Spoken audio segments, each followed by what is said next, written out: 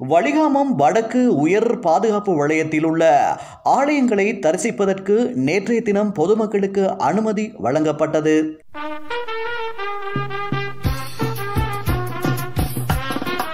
கடந்த மாதம் 23ஆம் தேதி குறித்த உயர் பாதுகாப்பு வலயத்தில் உள்ள ஆலயங்களை தரிசித்து பூஜை வழிபாடுகளில் ஈடுபடுவதற்கு இராணுவ பாதுகாப்பு தலைமையகத்தினால் அனுமதி வழங்கப்பட்டிருந்தது.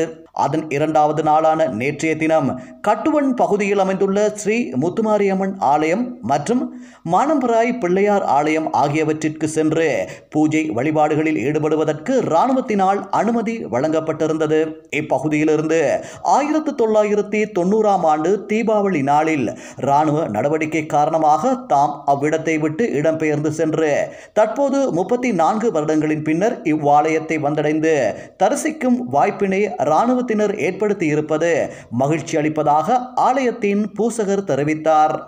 அன்னையுடைய ஆலயமானது மக்களுடைய வழிபாட்டிற்காக திறக்கப்பட்டு அனைத்து அடியார்களும் சுதந்திரமாக இந்த ஆலயத்திலே வழிபாடு செய்ய வேண்டும் என்ற பெருநோக்கோடு இங்கே 2வது தடவையாக வருகை தந்திருக்கின்றோம். குறித்த ஆலயத்துக்கு சென்று வருவதற்கு இராணுவத்தின் பேருந்து ஏற்பாடு செய்யப்பட்டு பொதுமக்கள் பாதுகாப்பான முறையில் கோவிலுக்கு சென்று பூஜை வழிபாடுகளில் மாத்திரம் ஈடுபட்டு திரும்புவதற்காக அனுமதி வழங்கப்பட்டிருந்த நிலையில் நேற்றைய தினம் 30க்கும் மேற்பட்ட மக்கள் வருகை தந்திருந்தனர்.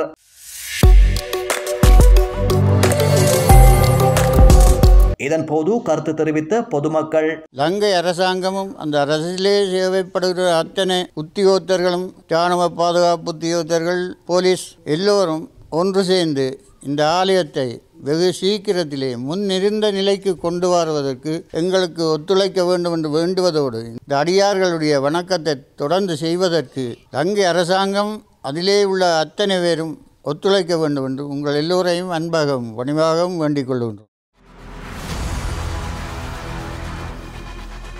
இலங்கையின் முதல் நிலை முதற்கர செய்தி வழங்குனர் வீரகேசரியில் குறுந்தகவல் செய்திகளை உடனுக்குடன் தமிழில் பெற்றுக்கொள்ள டயலாக் வலையமைப்பிலிருந்து REG இடைவெளி வீக்கி என்று பதிவிட்டு 87 960 என்ற எண்ணுக்கு குறுஞ்செய்தி ஒன்றை அனுப்புங்கள். வீரகேசரி செய்தியுடன் இணைந்திருங்கள்.